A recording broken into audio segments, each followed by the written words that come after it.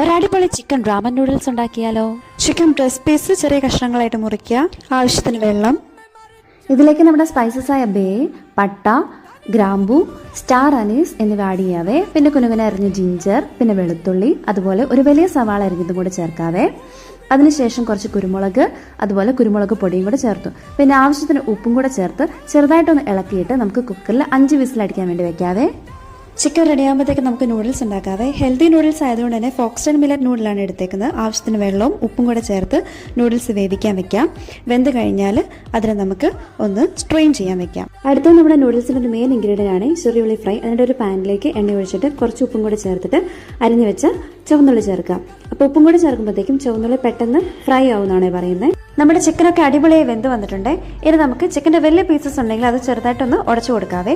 അതിനുശേഷം ഞാൻ ഒന്നും കൂടെ സ്റ്റവിലേക്ക് വെച്ചിട്ട് കുറച്ച് സോയാ സോസും അതുപോലെ തന്നെ ഒരു ഹാഫ് ലെമൺ ജ്യൂസും കൂടെ ഒഴിച്ചു കൊടുത്ത് ഒന്ന് ചെറുതായിട്ടൊന്ന് തിളപ്പിക്കുന്നുണ്ട്. ഇനി നമുക്ക് നൂഡിൽസ് സെർവ് ചെയ്യാവേ. ഒരു ബൗളിലേക്ക് ചിക്കനും അതിൻ്റെ സ്റ്റോക്കോട് കൂടി മാറ്റുക. ഇവിടെ സ്റ്റോക്കിൻ്റെ കളർ കുറച്ച് ഡാർക്ക് ആയത് ഞാനൊരു ആവേശത്തിന് 2 ടേബിൾ സ്പൂൺ സോയാ സോസ് ഒഴിച്ചുകൊണ്ടാണ്. 1 ടേബിൾ സ്പൂൺ മതിയെ. ദെൻ അതിലേക്ക് നൂഡിൽസ് വയ്ക്കുക. ദെൻ കട്ട് ചെയ്ത സ്പ്രിംഗ് ഓണിയൻ ആഡ് ചെയ്യുക. ദെൻ കുറച്ച് മിൻറ്റ് ലീഫും പിന്നെ കുറച്ച് മല്ലിയിലയും കൂടെ വയ്ക്കാം.